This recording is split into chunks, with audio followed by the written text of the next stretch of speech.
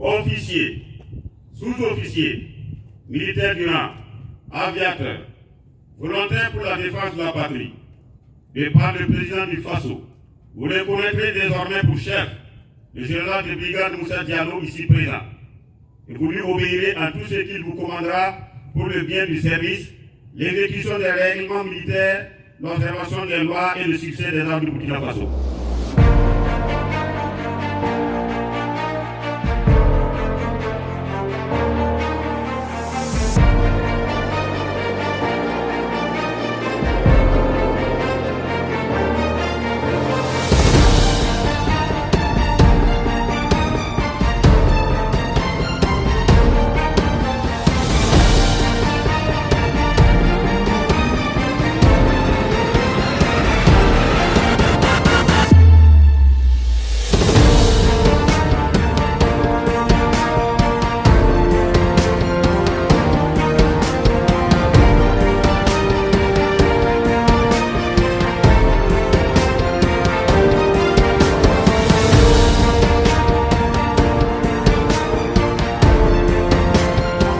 Le premier axe, la poursuite et l'intensification de la reconquête du territoire national.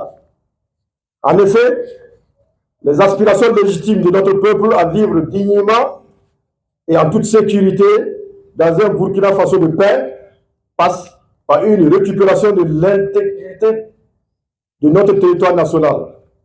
Pour ce faire, j'exhorte les unités engagées sur le théâtre d'opération à redoubler d'efforts et de vigilance face à des terroristes aux abois, afin de reconquérir la totalité de notre territoire.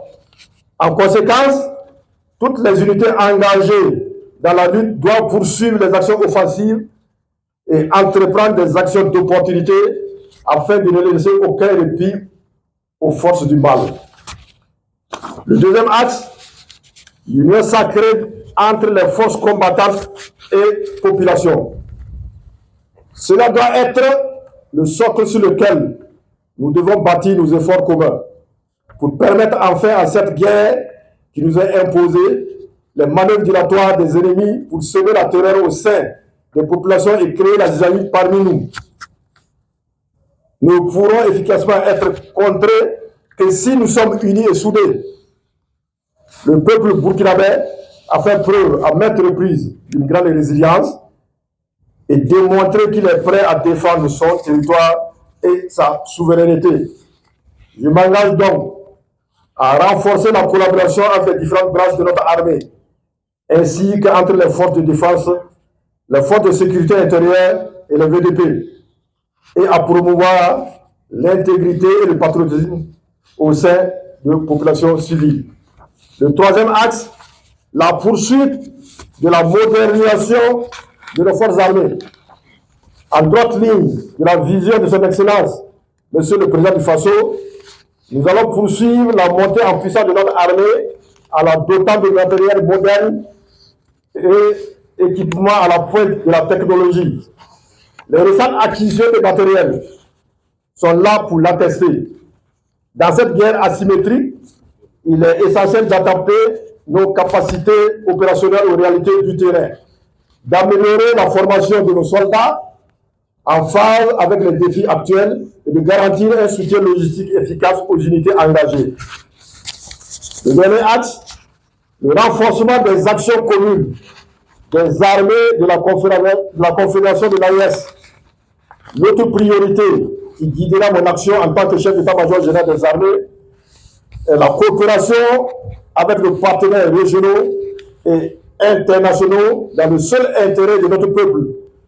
Plus particulièrement avec les armées sœurs du Mali et du Niger, nous entendons poursuivre la collaboration de la lutte commune contre le terrorisme qui est soutenue par les réseaux transnationaux et internationaux cherchant coûte que coûte à déstabiliser nos États de l'AES.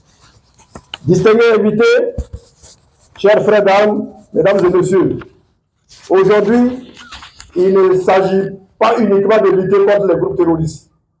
Il s'agit pour nous de défendre un idéal, celui de la paix et de la prospérité pour nos populations. Et il est de notre devoir en premier lieu à nous, les forces de défense et de sécurité, les volontaires pour la défense de la patrie, d'en assumer la responsabilité. Nous nous devons donc d'être totalement engagés et dévoués, tout en étant proches des populations. Nous devons demeurer professionnels et agir dans le strict respect des droits humains et de la dignité. Je suis pleinement conscient des sacrifices que cette lutte implique, mais je crois fermement que les valeurs de courage, d'abnégation et d'intégrité que nous ont léguées nos grands dévanciers nous permettront d'atteindre nos objectifs.